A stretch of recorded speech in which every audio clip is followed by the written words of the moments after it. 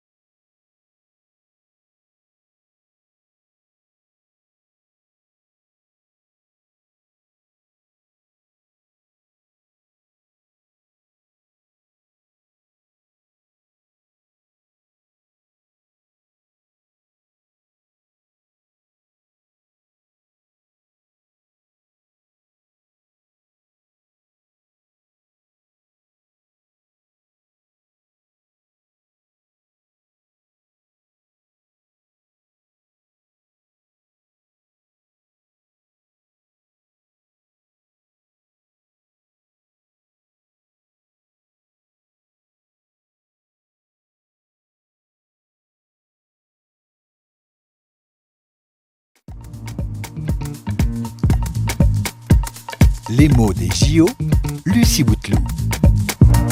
Pour la première fois de l'histoire olympique, les Jeux de 2024 seront paritaires. C'est-à-dire que pour la première fois, il y aura autant d'athlètes femmes que d'athlètes hommes qui vont participer aux compétitions. D'ailleurs, le Comité olympique international parle même dans sa communication d'une parité absolue. Pourquoi absolue ? Eh bien pour dire qu'elle est parfaitement équilibrée, contrairement à une parité qui pourrait être relative, c'est-à-dire plus ou moins égalitaire. Non, là ce qu'on nous annonce, c'est du 50-50. Alors évidemment, le CIO se félicite de cette avancée, d'autant que c'était pas gagné. Je n'approuve pas personnellement la participation des femmes à des concours publics, ce qui ne signifie nullement qu'elles doivent s'abstenir de pratiquer un grand nombre de sports, mais sans se donner en spectacle. Aux Jeux olympiques, leur rôle devrait être surtout, comme aux anciens tournois, de couronner les vainqueurs. Pierre de Coubertin prononce ces paroles en 1936. Et c'est assez clair que même s'il consent à autoriser les femmes à participer pour la première fois aux Jeux de 1900, ça n'est pas sans une certaine réticence. La preuve, cette année-là, elle ne représente que 2% des athlètes qui participent à l'Olympiade, et sur les 95 épreuves, seules 2 leur sont accessibles. Au golf et au tennis. Parce qu'il faut selon lui que les disciplines soient en adéquation avec leur féminité. La route s'annonce donc longue et difficile pour toutes les sportives qui souhaitent être traitées avec un peu plus d'équité. Voilà d'ailleurs un autre mot qui renvoie lui aussi à une notion d'égalité, ou plutôt dans le cas présent, d'inégalité. Un peu comme pour les revenus que touchent les athlètes féminines dans les compétitions, souvent bien moindres que ceux empochés par les hommes. Là aussi, on note une certaine disparité. J'attire ici votre attention sur ce préfixe « dis » qui indique un manque, un défaut. Un manque d'égalité, donc, qui pourrait, dans une entreprise, par exemple, être étudié lors d'une commission paritaire, c'est-à-dire une commission qui compte autant de représentants syndicaux que du patronat. Mais revenons à nos sportives. Grâce à la pugnacité de certaines athlètes, comme la nageuse, hockeyeuse et rameuse Alice Mia ou à la judoka Rena Kanokoji, chaque nouvelle Olympiade est l'occasion de gagner un peu plus de terrain. En 1964, à Tokyo, elle représente 13% des athlètes et 44% à Londres en 2012. Pourtant, jusqu'en 2000, certaines disciplines comme le lancer du marteau, le saut à la perche ou le water-polo continuent de leur être interdits. Mais heureusement, depuis 2007, la charte olympique veille à ce que les femmes soient représentées dans tous les sports. Mais ça, c'est une autre histoire.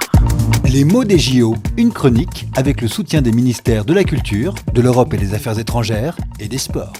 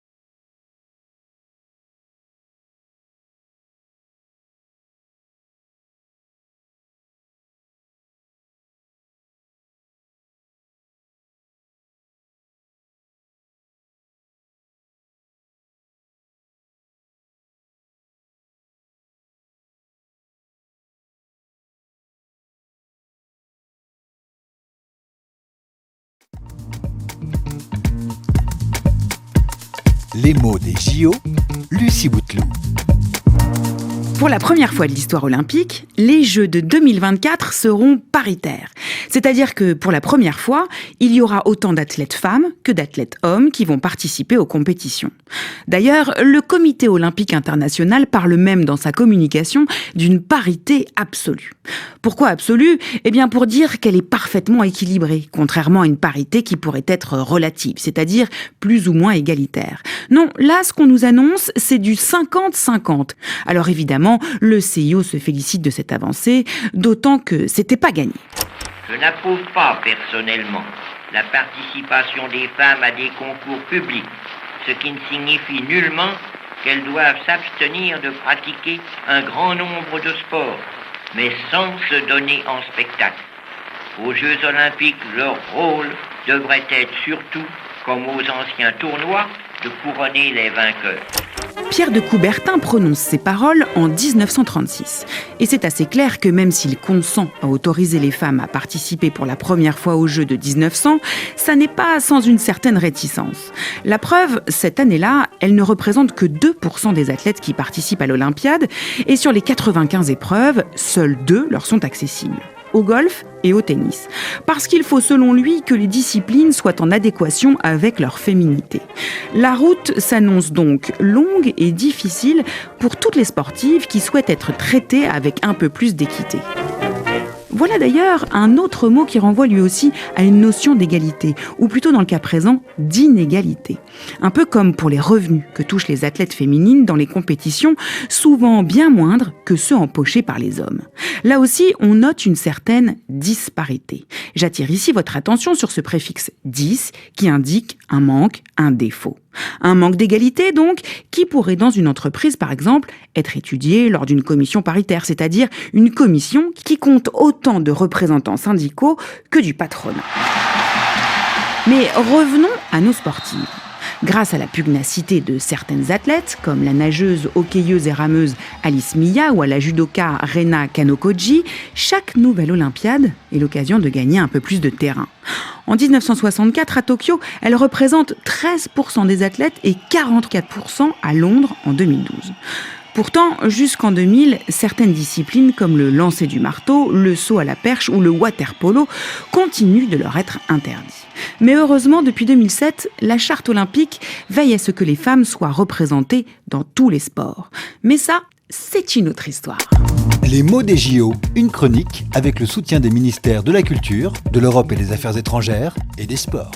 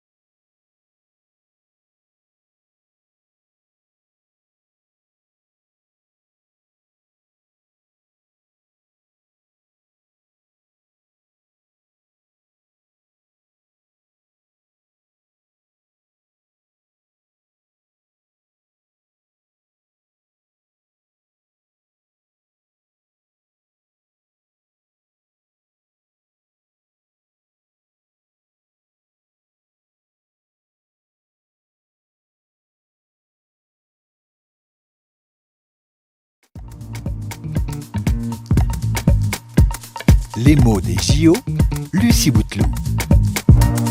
Pour la première fois de l'histoire olympique, les Jeux de 2024 seront paritaires. C'est-à-dire que pour la première fois, il y aura autant d'athlètes femmes que d'athlètes hommes qui vont participer aux compétitions. D'ailleurs, le Comité olympique international parle même dans sa communication d'une parité absolue. Pourquoi absolue ? Eh bien pour dire qu'elle est parfaitement équilibrée, contrairement à une parité qui pourrait être relative, c'est-à-dire plus ou moins égalitaire. Non, là ce qu'on nous annonce, c'est du 50-50.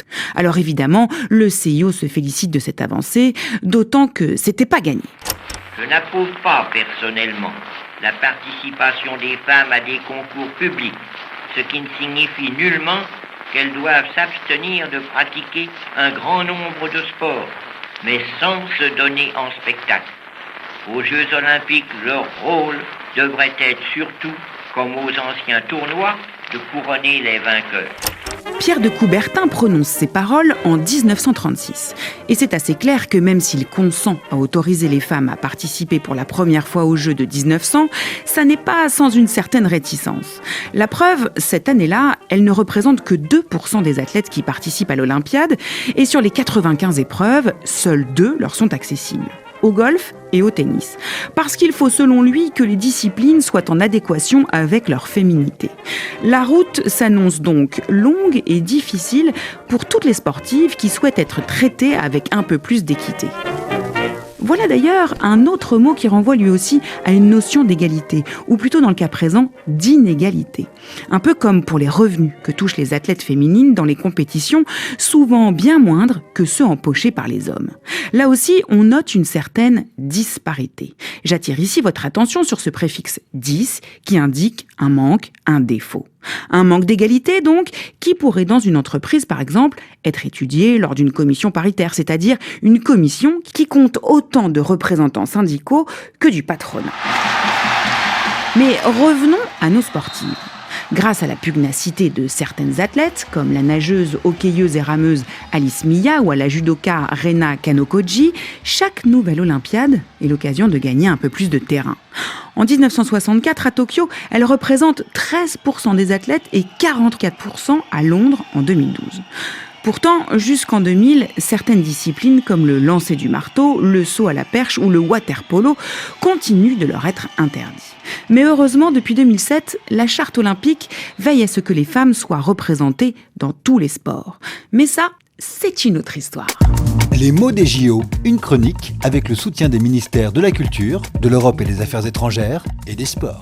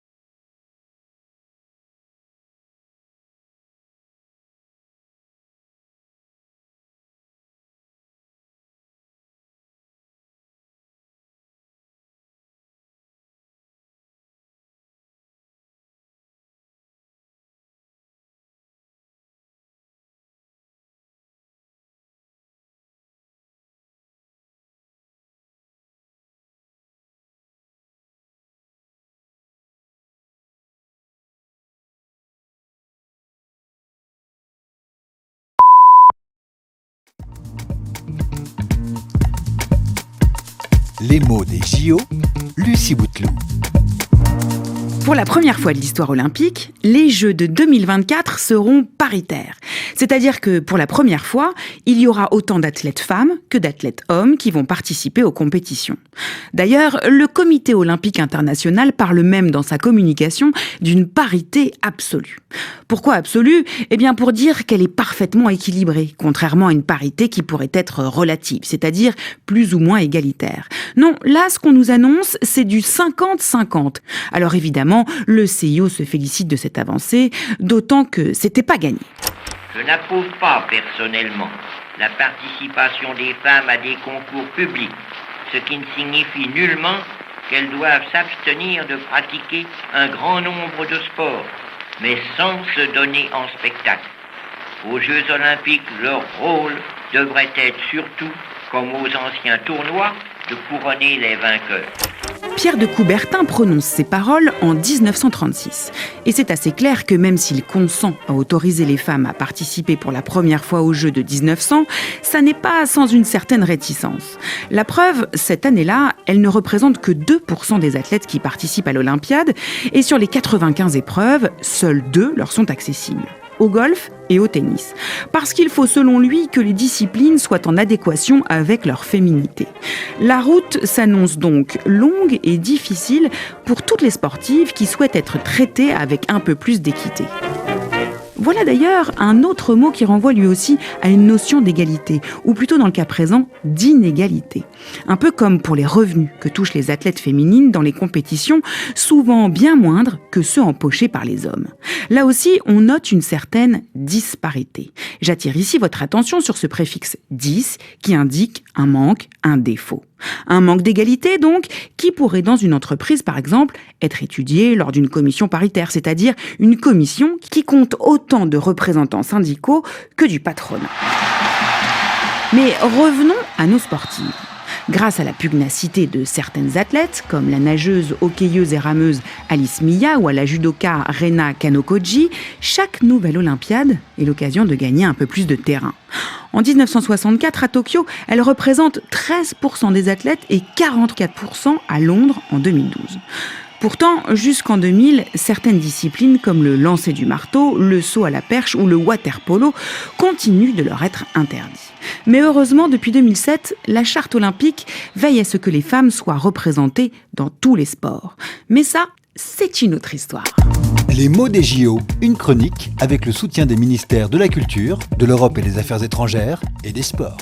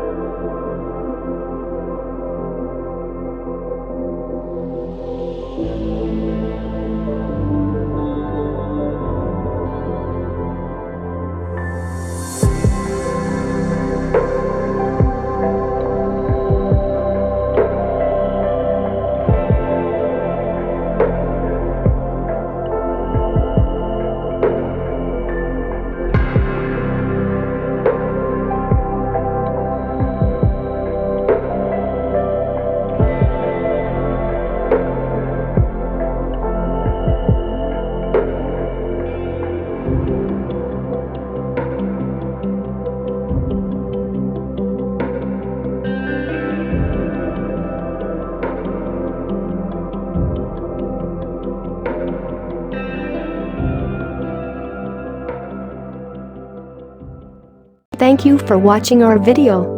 Like and subscribe our channel for more amazing videos. Also don't forget to share it with your friends. Contact French NU to learn French language.